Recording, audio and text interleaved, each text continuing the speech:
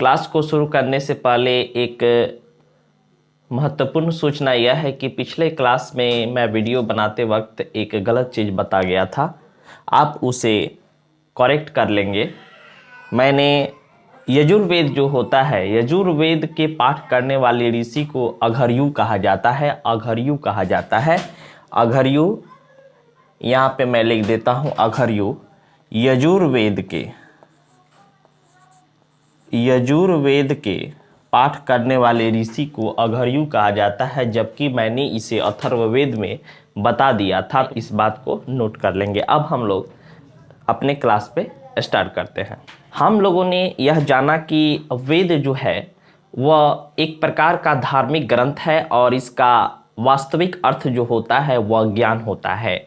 वेद जो है उसका वास्तविक अर्थ ज्ञान होता है और इस ज्ञान को श्रुति के माध्यम से यह ईश्वर से मानव को प्राप्त हुआ था। यह कैसे प्राप्त हुआ था?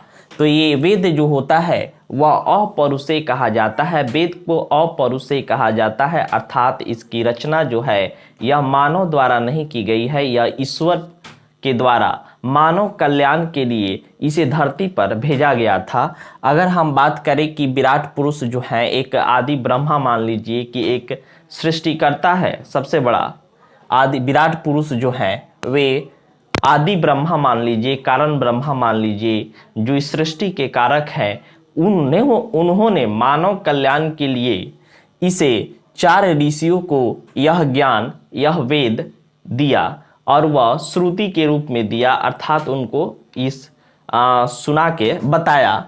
एक थे अग्नि, दूसरा था वायु, तीसरा था आदित्य और चौथा जो ऋषि थे वह अंगिरा है। ऐसी मान्यता है कि ये 4 ऋषियों को विराट पुरुष ने यह वेद या ज्ञान उनको दिया और इन ऋषियों के द्वारा ब्रह्मा जी को यह ज्ञान प्राप्त होता है। और ब्रह्मा जी जो है वे पृथ्वी के 7 ऋषियों को यह ज्ञान देते हैं और उसके बाद यह वेद जो होता है वह हमारे धरती पर जो होता है धरती पर श्रुति के रूप में और एक से दूसरे रूपों में हस्तांतरित होता जाता है। इस प्रकार वेद जो होता है इसके 2 भाग हो जाते हैं। एक जो श्रुति रूप में चला रहा था, विराट पुरुष ने ऋषियों को दिया, फिर ऋषियों ने ब्रह्मा को दिया और ब्रह्मा ने फिर 7 ऋषियों को दिया। इस प्रकार एक का जो श्रुति रूप में आ रहा था, तो वेद का एक साहित्यिक भाग श्रुति हो गया जिसमें हम वेद के बारे में पढ़ेंगे, और दूसरा जो होता है वह स्मृति होता है, अर्थात ऋषियों के द्वारा जब यह समाज में इस संदेश को पहुंचाया गया तो ये संदेश जो है वो मानव के स्मृति में बस गया। इसीलिए एक स्मृति जो है, एक स्मृति के रूप में एक साहित्य प्रकट हुआ और दूसरा श्रुति के रूप में। तो श्रुति और स्मृति जो है वह वेद के 2 महत्वपूर्ण साहित्य है। हम यहाँ पे श्रुति के रूप में पढ़ रहे हैं और हमको पता है कि श्रुति जो है वह वेद को कहा जाता है और सर्वप्रथम यह माना जाता है कि वेद जो था वह यजुर्वेद के रूप में था और सिर्फ एक ही वेद था। बाद में इसमें ऋग, साम और यजुर्वेद, ऋग्वेद, सामवेद और यजुर्वेद में तोड़ दिया गया, अर्थात इसको हल्का किया गया और इसको पाठ के आधार पर सरल भागों में तोड़ा गया। और यही 3 वेद जो होते हैं वे वेदत्रयी कहलाते हैं, वेदत्रयी। और बाद में इसमें अथर्वा ऋषि द्वारा अथर्ववेद की रचना की जाती है और उसके बाद यह जो होता है यह चतुर्वेद कहलाने लगा है।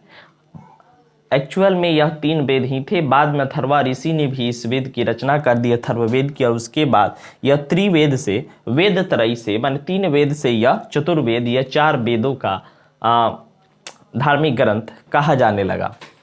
अब हम देखेंगे कि ये वेद जो हैं, जो हम लोगों ने श्रुति को देखा, यह वेद जो है ये बहुत ही क्लिष्ट शब्दों से भरा हुआ था, ये बहुत ही कठिन था। इसके अर्थ को समझने में काफ़ी परेशानियों का सामना करना पड़ता होगा। इसीलिए ऋषि मुनियों ने इसको आसान करने के लिए बहुत सारे ग्रंथों की भी रचना की, अन्य ग्रंथों की भी रचना की, जिसमें एक है संहिता, दूसरा है ब्राह्मण, तीसरा है आरण्यक और चौथा जो है वह उपनिषद है। किसी भी वेद के 4 अव्यय हो सकते हैं, 4 भाग हो सकते हैं। उसमें संहिता भी हो सकता है, ब्राह्मण भी हो सकता है, आरण्यक भी हो सकता है और उपनिषद भी हो सकता है। अर्थात ये जो वेद हैं इसके 4 भाग, हम लोग इसी के एक वेद के 4 भाग पढ़ रहे हैं। हर एक वेद का ये 4 अव्यय हो सकता है। तो जिसमें और इसकी रचना जो है वेदों को समझने के लिए की गई थी। जैसे अगर ऋग वेद को ही ले लिया जाए तो उसमें कुछ संहिता भी होगा, ब्राह्मण भी होगा, आरण्यक भी होगा और उपनिषद भी होगा। तो इस प्रकार हम लोग इसे देखेंगे। बहुत सारे लोगों का कहना है कि संहिता जो है वही वेद है, बाकी सब जो है वेद नहीं है, लेकिन इसे समझना गलत होगा। यहाँ पे सारे वेद है, उसी के अर्थों को ये प्रकट करते हैं। तो संहिता जो है वह मंत्रों के बारे में बताता है, जबकि ब्राह्मण जो है वो कर्म कांडों की क्रिया विधि का विवरण देता है और आरण्यक जो होता है वह कर्मकांडों में जो विधियां दी गई है उसका आध्यात्मिक अर्थ को बताता है, आध्यात्मिक अर्थ को आरण्यक बताता है, जबकि उपनिषद जो है उसकी दार्शनिक व्याख्या करता है, उसकी सांसारिक व्याख्या करता है। इस प्रकार ये वेद के 4 ग्रंथ हो गए, 4 अव्यय हो गए जो वेदों के अर्थों को प्रकट करते हैं। ऐसे शाब्दिक अर्थ के ऊपर जाएं तो उपनिषद का अर्थ होता है पास में बैठना, आरण्यक का अर्थ जंगल होता है, ब्राह्मण का अर्थ ब्राह्मण हुआ, संहिता का अर्थ मंत्र होता है। इस प्रकार हम लोगों ने वेदों के 4 अव्ययों को देख लिया, संहिता, ब्राह्मण, आरण्यक और उपनिषद। अब एग्जाम की दृष्टि से ब्राह्मण को पूछ लिए जाते हैं, इसीलिए हम चारों वेदों के जो भी ब्राह्मण है उसको देख लेते हैं। तो अगर ब्राह्मण की बात की जाए और ऋग वेद की बात की जाए कि ऋग वेद का ब्राह्मण कौन है, तो आप याद रखेंगे कि ऐतरेय और कौशितकी जो है वह ऋग वेद के ब्राह्मण है।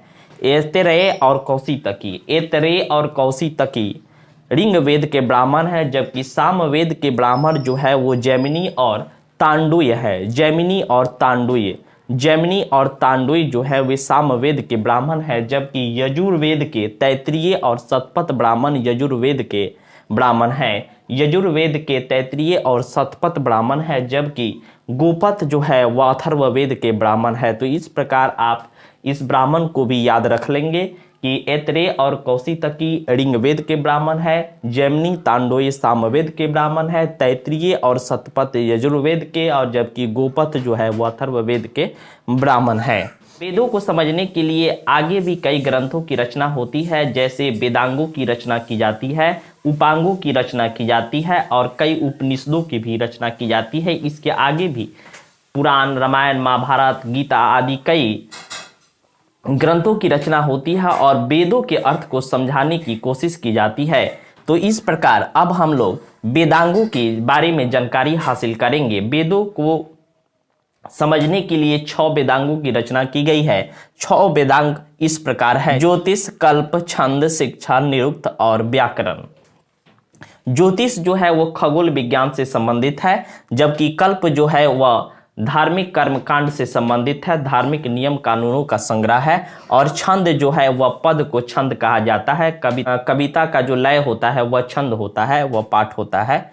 शिक्षा जो होता है वह प्रोनाउंसिएशन से संबंधित है, स्वर से संबंधित है, जबकि निरुक्त जो है वह भाषा विज्ञान या व्युत्पत्ति से संबंधित है, और व्याकरण जो होता है वह ग्रामर से या व्याकरण से संबंधित है। इस प्रकार वेदांगों की इस प्रकार 6 वेदांगों की रचना की गई है: ज्योतिष, कल्प, छंद, शिक्षा, निरुक्त और व्याकरण। इस प्रकार पूछा जाए कि वेदांग कितने हैं तो आप याद रखेंगे वेदांग 6 हैं। इसके अलावे 6 उपांगों की भी रचना की जाती है जो दर्शन पर आधारित है: पूर्व मीमांसा, वैशेषिक, न्याय, योग, सांख्य और वेदांत। पूर्व मीमांसा, वैशेषिक, न्याय, योग, सांख्य और वेदांत। हम इनके बारे में अधिक जानकारी अभी हासिल नहीं कर रहे हैं। जब मैं आपको दर्शन के बारे में बताऊंगा तो ये सारी चीज़ें मैं वहाँ पे बता दूंगा। यहाँ पे सिर्फ आप इसको जान ली कि 6 उपांग और 6 वेदांग है। इसके